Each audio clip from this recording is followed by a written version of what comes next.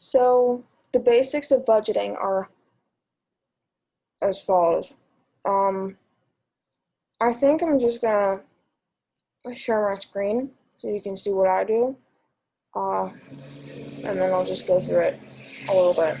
Hopefully that'll be simplistic. Okay, let's get this baby started. Okay. Oh, all right. So this is just an example of what my budget looks like normally.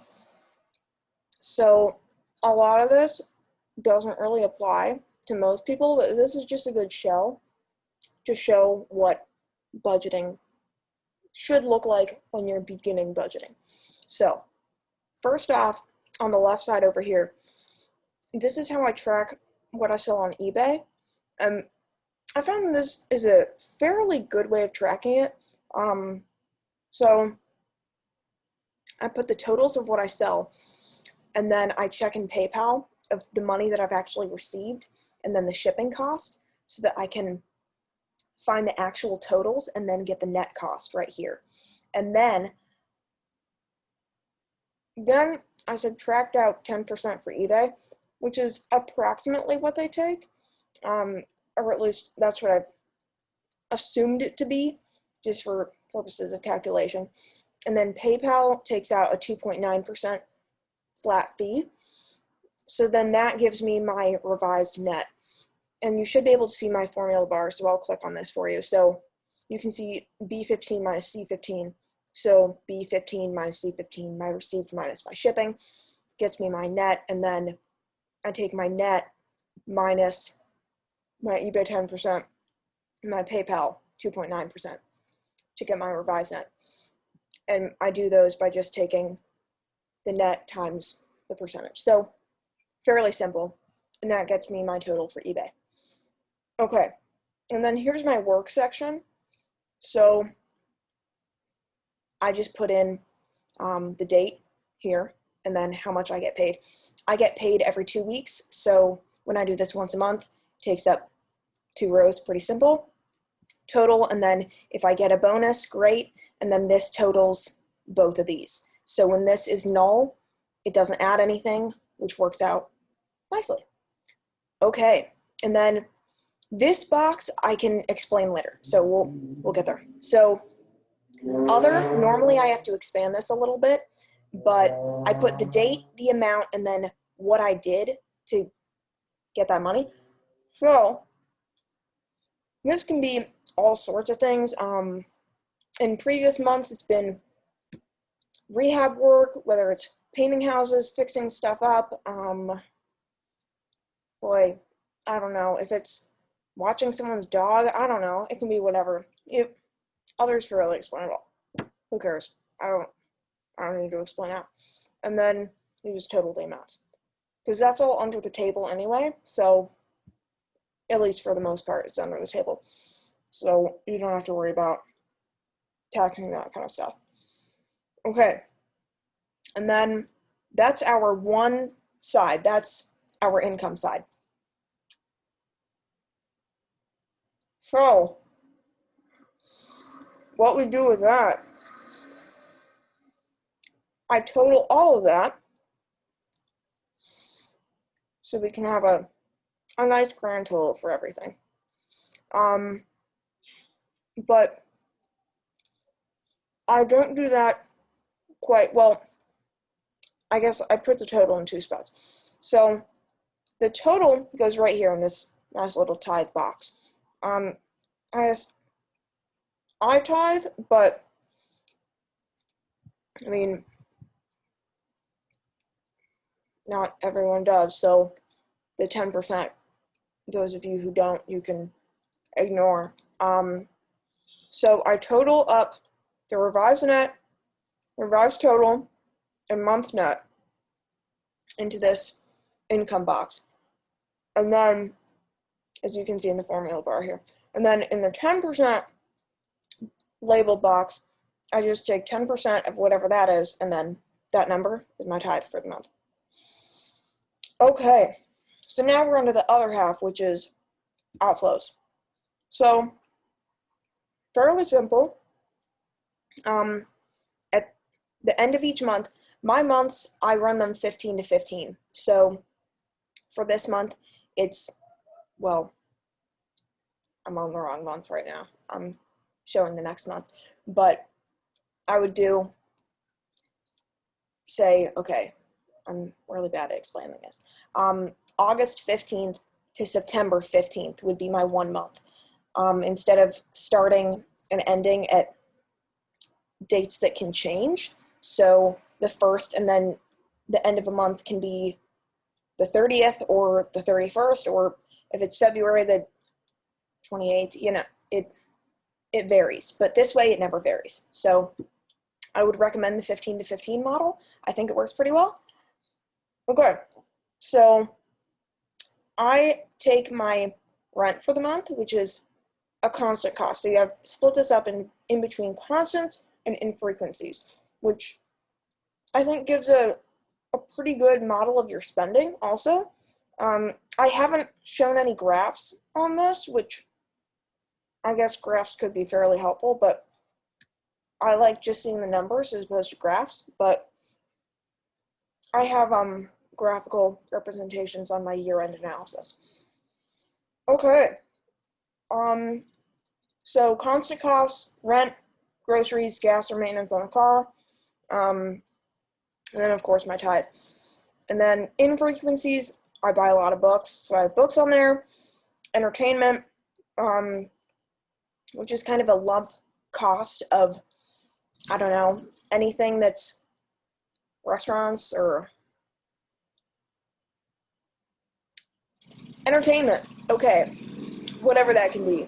And then gifts, beauty, I just do like clothes and I guess if I buy makeup, but I just don't have them very often, so it's more just clothes, whatever. Beauty is on there, and then miscellaneous, whatever doesn't fit into those categories, which isn't very much. You can fit most everything into those categories.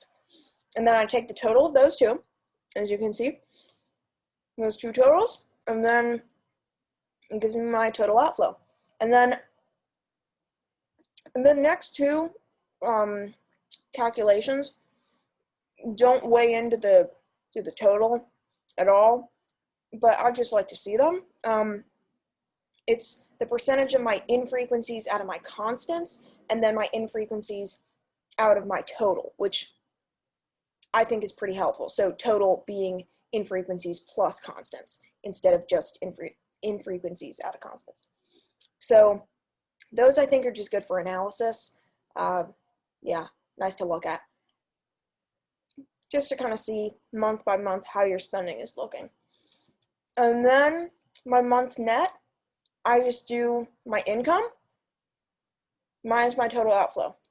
So this cell should just be this one minus this one. We can double check. Yep, this one minus this one. Pretty simple. I mean, you can do a lot more with this, but this is just a very basic model. Again, I'd recommend a year-end analysis of everything too, just because I think it helps to see where your money is really going throughout the year. And then you can add other things, like sometimes I add donations if I have excess donations, or I don't know, stuff that helps is tax tracking, just where my money's going. It helps, and this has helped me understand a lot about, I don't know, accounting and finance in general, which you'd think fairly simple, I don't know, but it does help. And then in the middle here, any sort of notes that I have for myself about outstanding balances that I have due or receivables that I need to collect, anything of that sort goes in this box. Just, yeah, notes for myself about something for the next mini period instead of the full year. So, yeah, I thought this could be beneficial. I don't know. I enjoy budgeting. I think it's good to track your money, make sure that you are a good steward of it, know where it's going, but this way, you're not stingy, I guess. I don't know. I don't know. I found budgeting to be very freeing because you know how much money you have, and so you don't feel like you need to, I don't know, not give to the homeless person that you pass on the street because you know how much money you have. And not that you shouldn't, even if you don't have money. It's nice to know what you have and be on top of your own finances. So I'd highly recommend this model. Surely there are other things you can do. This is, again, super baseline, but this is just what I've developed this year. So far it's been pretty helpful. Hopefully I develop something better in the future, but I like this one. It's fun to update. Every month I just update with, I don't really keep receipts because I think it's all digital now. Sometimes I keep receipts, like if I pay for something in cash, then I will write it down myself. If I just like pay cash to someone as opposed to going to a institution of some sort. So I keep track of that, but otherwise it's all digital. So at the end of the month, I look at my credit card statements and my bank account and then my PayPal account, and I go through and reconcile all those. That's where I get the numbers and the dates, and it's just really nice for keeping track. So yeah, highly recommend. I don't know, lettering's fun. Try it out. Maybe I'll do a talk on ways you can use your money efficiently. Yeah, I guess be not only a good steward of what you have, but ways to, I guess, cut back where you can and try to save some for more worthy purposes. So, I don't know. Maybe.